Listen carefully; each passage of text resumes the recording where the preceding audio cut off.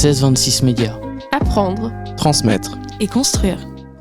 Bonjour, bienvenue sur 1626 Médias. Je suis au Poro François Xavier. Nous sommes en direct du Fleuriste à la 5e saison à 40 ans et je suis accompagné de Delphine. Bonjour, comment allez-vous ?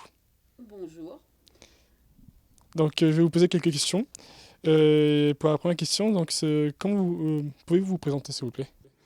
Je m'appelle Delphine, je suis fleuriste à 40 ans les Marais. D'accord. Est-ce que vous pouvez nous dire quel est votre parcours professionnel et scolaire ? Alors mon parcours scolaire, c'est un bac général.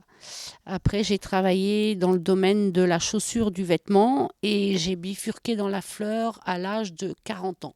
Et quel diplôme faut-il ? Est-ce qu'il y a un diplôme spécifique pour être fleuriste ?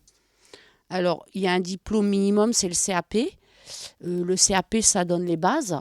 Et après, il y a le BEP qui permet de se professionnaliser.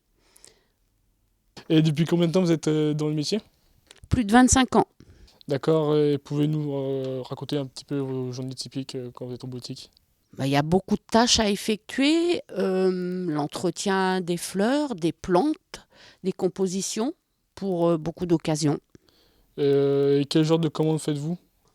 Tout type de commandes, du bouquet, des compositions. On travaille également pour des choses un peu plus particulières, des mariages, des décès, des cérémonies.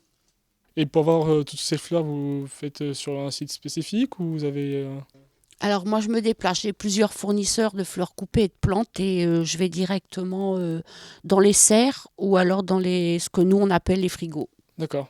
Du coup, pour revenir aux commandes, vous avez déjà fait des réceptions de mariage, c'est ça ? Oui, les mariages, ouais. Ça se passe comment un petit peu ? Les mariages, ça se prévoit à l'avance et puis les mises en place se font la veille. D'accord. Et qu'est-ce qui vous plaît le plus dans ce métier de fleuriste ? C'est qu'il y a beaucoup de tâches à accomplir, il n'est pas rébarbatif et les fleurs changent en fonction des saisons, en fonction des différentes fêtes. C'est un métier assez complet. Quelles compétences faut-il avoir pour ce métier ? De l'humilité déjà, à mon avis, être manuel, être en bonne forme physique, parce que c'est un métier qui est quand même... on travaille au froid. D'accord. Et est-ce qu'il y a des fleurs différentes pour chaque saison ?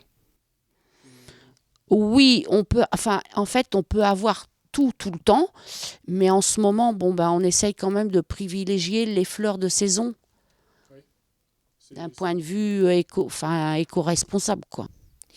D'accord. Et est-ce que vous pouvez nous citer quelques avantages et inconvénients de ce métier ? Les inconvénients, si ça peut en être un, on a des horaires assez élastiques. On travaille au moment des fêtes, les week-ends, donc l'amplitude horaire est assez grande. D'accord. Et est-ce que vous pouvez nous donner une fourchette de votre salaire ? Alors ça dépend de beaucoup de boutiques. Je veux dire, c'est assez vaste. On ne peut pas donner de... Mais je dirais qu'un salaire de base dans la fleur, c'est 1200, quoi. Si on a des diplômes, on est payé plus cher. D'accord. Quel conseil donneriez-vous à un jeune qui voudrait devenir fleuriste ? Il faut déjà qu'à la base, il y ait une passion pour la fleur, pour la décoration un peu. Et puis de bien se former, surtout. Et dernière question, quelle est votre fleur préférée parmi tout ce que vous avez et pourquoi ? Ma fleur préférée. Alors j'aime beaucoup les pensées, parce que ça me rappelle un bon souvenir d'entrer dans une serre où il n'y avait que des pensées. Il y avait une odeur qui était assez particulière et qui est restée gravée dans ma mémoire. D'accord. Donc merci de nous avoir accordé un peu de votre temps et d'avoir répondu à nos questions et à bientôt sur 1626 Médias. Mais c'était avec plaisir.